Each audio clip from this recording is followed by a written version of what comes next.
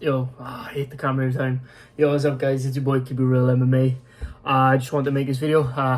It's 20 to 1 in the morning. Just wanted to make this quick card on the abomination of the card, actually. Rodriguez versus Lemos. Women should not be headlining main events in the UFC, but here we are. We're in 2022, and I'm a bigot if I don't agree with it, so I agree with it. So, yeah. Anyway. If you guys are new, please like and subscribe. I keep it real MMA for a reason, and if you're new, you'll quickly see that. But yeah, if you're new, like I said, please like and subscribe. I appreciate every single one of you that come by. And if you're new here, when I do card breakdowns, I go from the prelims all the way up to the main card. That's not just my content. If you run up my other videos of me making videos of certain situation news, breaking things down, breaking fights down, wherever you guys like to see. And wherever I feel like I can make content out of. So yeah. Anyway, guys, let's get straight into it. So the first fight of the card is Tamires Vidal versus Ramona Pascal. Right. Right. There's no odds on this fight for some reason. I don't know why. But I'm going to go with Ramona Pascal. She has a little bit of momentum. I feel like she's tested herself more against higher level competition. I'm going to look at Tamires Vidal's competition. I literally typed in Vidal's. Fuck's sake. Right, she's 6-1, obviously. Right, obviously she fought in LFA, IAF, and Chuto Brazil, also Arena Global. She has a loss to Carl Rosa, which is pretty interesting, to be honest with you. But yeah, she beat a 1-3 opponent in her debut. A person making their debut, professional debut, in his second win. Her third win, she beat a 4-1 opponent. Fifth win, she beat 3-0. She then beat Ailin Perez, but the only reason she won was because of illegal knees. Ailin Perez was dominating that fight. Quil Braga, who was 5-1. But these levels of competition are just not as good as the competition that Ramona Pascal has been fighting. I know Ramona Pascal is 6-4, but I just feel like the experience of fight better opponents and just the experience of being in the UFC octagon is going to allow her to take this. I think she's going to take it by 29-28. I think she's just going to do what she has to do, and yeah, it's a hard fight to judge though. I wouldn't blame you if you do put money on Vidal, but I got Ramona Pascal. Next fight up the card, Carlos Candelero versus Jake Hadley. Carlos Candelero's a plus 215 underdog. I thought something was coming down on him. Jake Hadley's a minus 255 favourite. Now, if Jake Hadley loses this fight, you can't justify his hype. But if he wins this fight and he wins in dominant fashion, I am going to pick him. There's a reason why he's a big favourite. He has a very heavy... he's too well-rounded for... He should, on paper, he should be too well-rounded for Carlos Candelero. He should be too well-rounded. That's the difference. He should be. Will he be? I don't know. I feel like he's just going to mix in the striking and then get the takedown. Mix in the striking, get the takedown. I think he's just going to rinse and repeat until he gets a 30-27 decision. If he doesn't win this fight, though, a lot of questions need to be answered. It's the same as Chase Hooper, man. He's 3-3 in the UFC and it's just not looking good. I know Jake Hadley's not 3-3, but you know what I mean. Obviously, he only has that one loss. But I feel like he can get it done. He just needs to stick to a certain game plan of just mixing in the strikes with the grappling and just don't be a fucking idiot, basically. So yeah, I got Jake Hadley by 30-27 decision. I think he'll out-hustle Carlos Candelero, and I just think he'll be able to win more of the exchanges on the feet than on the ground, hopefully. So yeah, that's the safest bet I can make for you guys. Right. Next fight on the card, Ludovic Charlin versus Johnny Munoz. Ludovic Charlin is a plus 190 underdog. Johnny Munoz is a minus 255 favourite. I'm going to go with Johnny Munoz. The biggest reason why is Ludovic Charlin last fight was against Jack Shaw, a fellow Welshman. And Jack Shaw was very good. Obviously, I backed Jack Shaw. Obviously, I picked him against Ricky Simone, which didn't end well, I know. But it just shows how much I believed in Jack Shaw. I still believe in Jack Shaw. I think he's very good. He just needs to improve on a lot of things. But Jack Shaw's a top 15 bantamweight. He's very fucking good. and I expected him wholeheartedly to dominate Ludovic Chalin like he did. But the problem with Chalin is that he had nothing for Jack Shaw. Like when you got these fighters on the rise, like when Islam was on the rise and he fought Arman Tsarukyan, yeah? Arman Tsarukyan wasn't expected to do much, but Arman Tsarukyan gave him a fucking close fight and made it really hard for him to win that fight. Gave him a very close fight. And Ludovic couldn't even make it anywhere near Jack Shaw. He couldn't touch him. Jack Shaw had one arm that entire fight. He blew out his shoulder completely. And with one arm, he was taking him down, beating the shit out of him on the feet. And not just that, like, he could have finished him in certain positions, but he just couldn't finish him because he couldn't get the squeeze because of his arm. He had nothing. And I feel like Johnny Munoz is too good, he's too technical, and I feel like he's just got too many openings to get a W. And it's strange how he has one arm and he still pieced you up, he still took you down, and he still dominated you. It's crazy, but maybe it just shows how good Jack Shaw is, I don't know. But it also shows how Chalanian, when he gets to a certain level, he just can't fuck with anybody. So yeah, I got Johnny Munoz by second round TKO. I think because he actually has two arms, hopefully, going into the second round, he'll be able to actually finish the fight. And Chalin leaves too many openings on the ground, and I think Johnny Munoz will eventually expose him. Anyway, next fight on the card. Poliana Viana versus Jingyu Frey. Poliana Viana is a -125 favourite. I can't read. Jingyu Frey is a plus 105 underdog. I'm going to go with the slight favourite in Poliana Viana. Jingyu Frey she struggles against certain credentialed like grapplers, and she struggles a lot against jiu-jitsu girls, and that's what Poliana Viana is. But Poliana Viana, like Jingyu Frey, like she struggles against anybody that can do anything on the ground or take you to the ground. I think Poliana Viana will utilize wrestling in this fight, and I feel like she will strike with her for a bit, but I feel like she will just put her on her ass and submit the. I think it's going to be an arm triangle finish in the first round. I think that Poliana Viana is going to take this seriously now. She knows she lost her last fight to Tabitha Ricci, which I thought she won, by the way. I thought she got robbed, but, you know, it is what it is. I actually know how to score fight, see, but obviously judges don't. But, yeah, it was a really close fight with Tabitha Ricci, which she should have done a lot more. Too happy to have got robbed and lost the fight. Weird. But I feel like she'll take this more seriously. She's 12-5, so she got a decent record. Jingyu Frey's like 11-8 or 11-7. 11-7.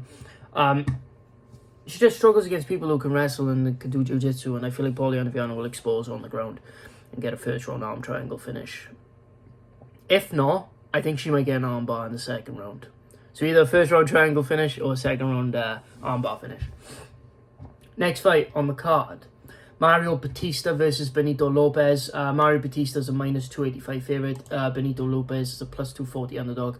I'm going with Mario Batista, man. Mario Batista put up a hell of a fight against Umar, I think it was.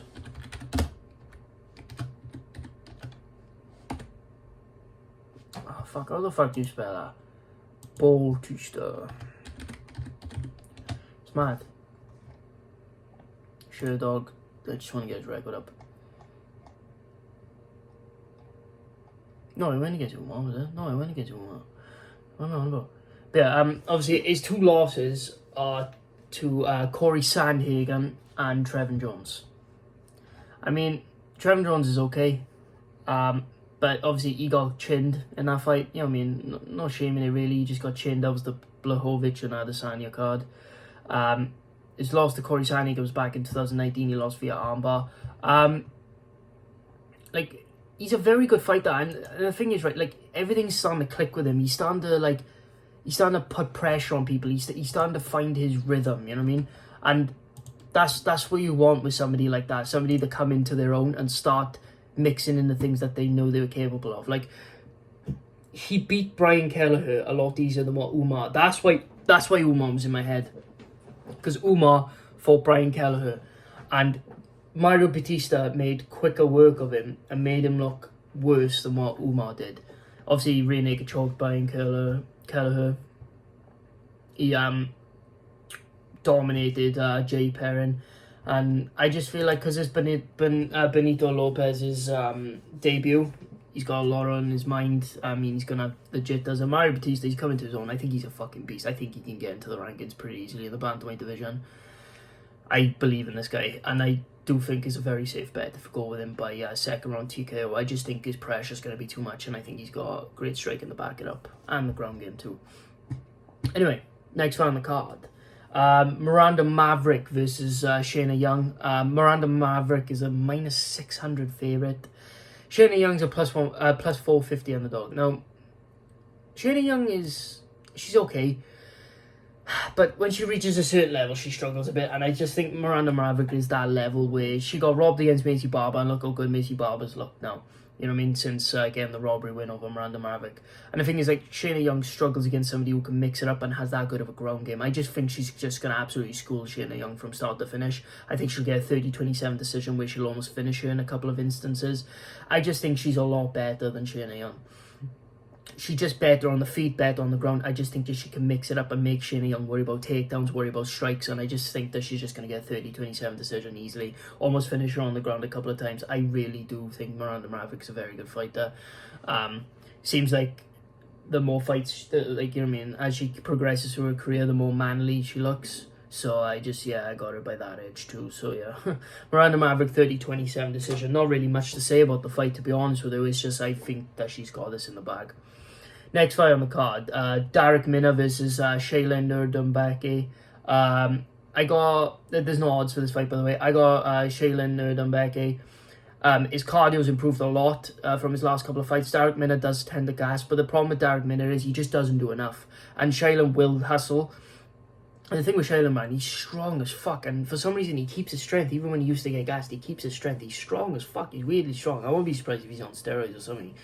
Or he's just on that CCP China, you know, he's on that CCP fucking lab experiment fucking steroids. I don't know, because he's strong as fuck, bro. He doesn't look like he should be that strong. He's fucking weirdly strong. Like, I've seen him in his exchanges with fighters, man. They can't move him. I don't think Darek Minner's taking him down.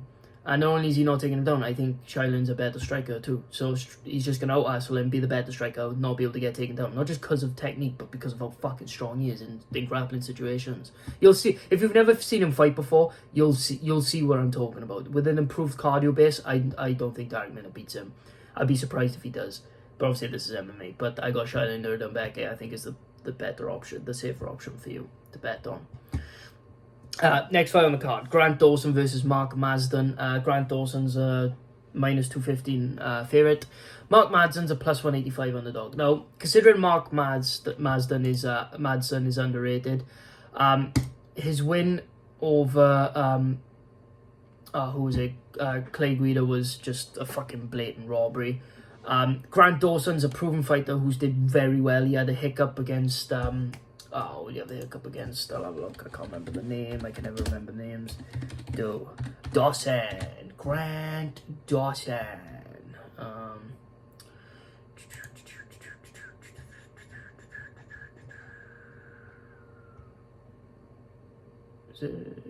Ricky Glenn.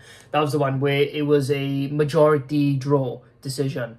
And he arguably could have won, but he arguably could have lost that fight, and that's the difference. It's like he had a big hiccup, but then he came back against Jared Gordon, who's a very capable fighter, who's very good, who beat Leonardo Santos, another guy who's really good at jiu-jitsu, and he rear naked choked Jared Gordon in the third round. Jared Gordon's a good fighter, man. He's underrated, 18-4. But Mark Mazden, obviously I know Mark Mazden's 12-0, but he just hasn't impressed me. I don't think he's that good. And I think that his wrestling's not really going to mean much when you're going up against somebody who has more experience than you in the UFC. And not just more experience, but the experience in the way where he has the jiu-jitsu to threaten you if you do try to take him down. And Grant Dawson has decent striking. He has good knockout power too, because he also beat Leonardo Santos and knocked him out cold. I mean, his cardio's improved massively, and I just think that Mark Madsen doesn't really have much for him. He's never really impressed me, and that's just my personal opinion. I keep it real over here. Like I said, I keep it real MMA. I'm going to keep it real, and Mark Madsen just hasn't impressed me.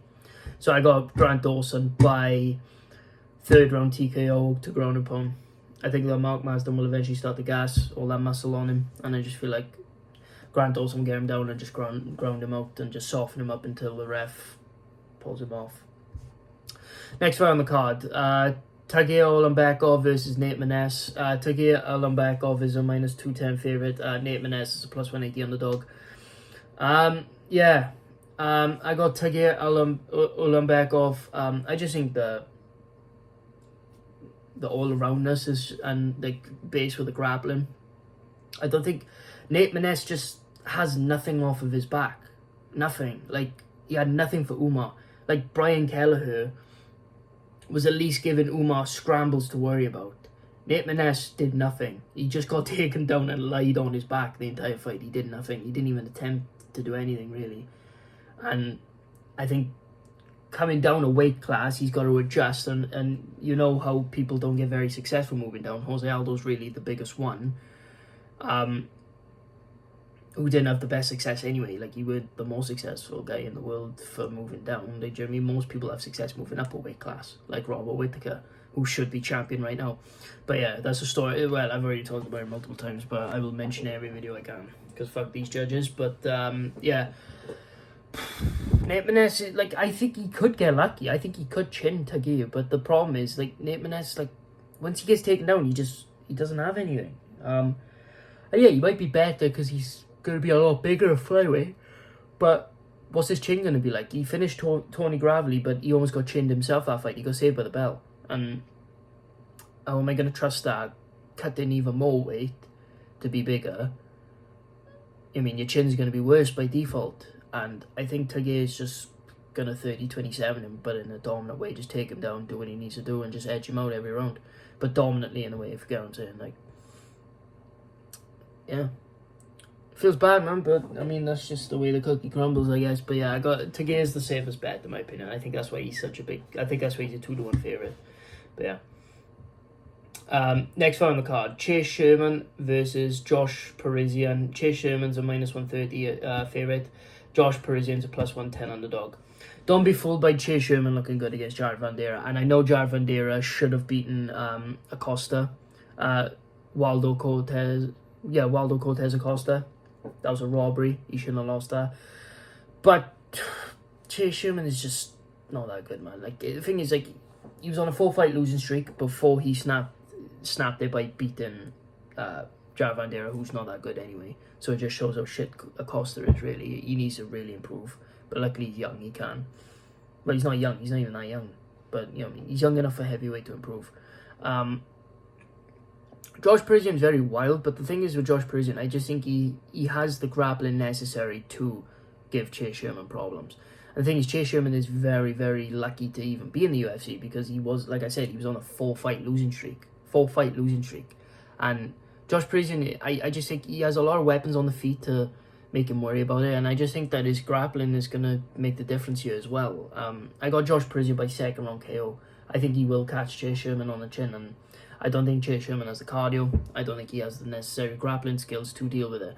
The only reason he beat Jared Vandeira because Jared Vandeira is a fucking retard with no brain cells and just decides to strike with a guy that he can easily take down. But then against a guy like what's his name? What's his name?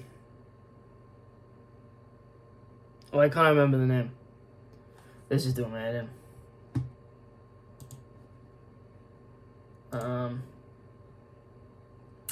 What's his name? It's on the tip of my tongue. You know what I'm on about, the one he got submitted by. The ball constructor is his nickname. Well, I can't think of his name. See, this pisses me off. I can see the face, I can see the letters written out in front of me, and I can't read it unless I know. It's strange, I know.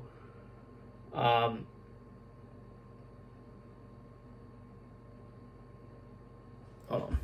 I know Derek Lewis fought him.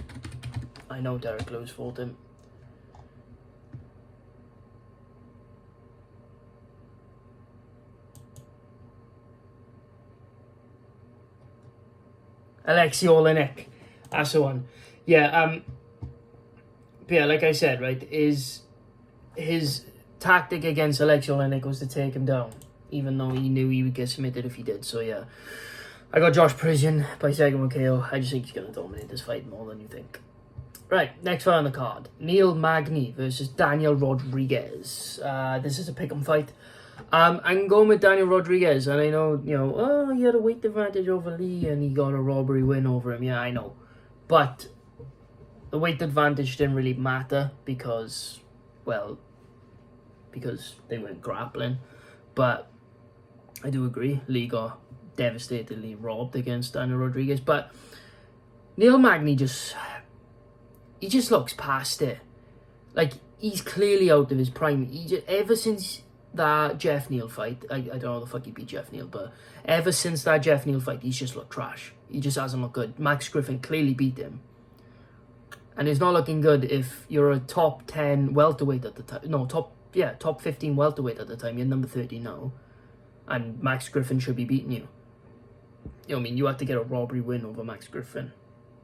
It's not looking good. And he called for that Shavkat Rakhmonov fight for ages and couldn't do anything to him.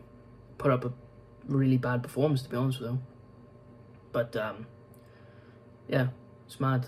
But, I think Daniel Rodriguez is just going to box his face off, and his takedown defense is very good. His takedown defense is extremely good, and I just think that it's just going to hold up against the aging Neil Magny, whose injuries are catching up to him, in my opinion. I generally think is catching up to him. And then, that's why I think it's going to go. Daniel Rodriguez just winning a 30-27 decision where he could probably finish Neil Magny. He'll probably drop him like maybe once or twice. Because if Max Griffin can drop you, Daniel Rodriguez can definitely drop you. But it's just the way that the ranges work, really. And he does a lot of straight punches, and Daniel Rodriguez is good at intercepting them with hooks. I just think that Daniel Rodriguez is just going to get a 30-27 decision where he probably drops him once around. So, yeah. On to the main event, unfortunately. Marina Rodriguez versus Amanda Lemos. Marina Rodriguez is a minus 210 favourite. Amanda Lemos is a plus 180 underdog. I'm going to go with the decently sized favourite in Marina Rodriguez. I think that Marina Rodriguez is just better than Amanda Lemos. She's the type... She should have got a title shot, to be honest with you, but I think this will give her the title shot. I don't think Amanda Lemos is that good against this calibre of opponent. The problem is, right, she has a lot of power, but when she fights people like Jessica Andrade, Michelle Waterson, Angela Hill, and now Marina Rodriguez, she just doesn't have... Her power doesn't translate enough to put these people down. And I just think that Marina Rodriguez not only will be able to defend and take them, I just think that she's just going to be the crispest striker and be able to outbox Amanda Lemos over the 5 rounds. I think that she's actually going to TKO in the 4th. I think she has better cardio, and I just feel like she's just going to put the pressure on Lemos. And Lemos can break. She can break, and when she breaks, she's broke. And I just think that Marina Rodriguez is just the better fighter who should have got a title shot already. So, at the end of the day, I got Marina Rodriguez by 4th round TKO. I think she's just going to outwork Lemos until she finishes her. But anyway, guys, if you enjoyed, please like and subscribe. Like I said, I keep it real over here, trying to give you the best bets possible. Like I said, if you enjoyed, please like and subscribe. I appreciate you. Even if you don't do any of that and you just viewed the video, thank you so much for watching. I appreciate you. See you guys in the next video. I guess this is Keep It Real MMA. See you guys in the next video. Peace.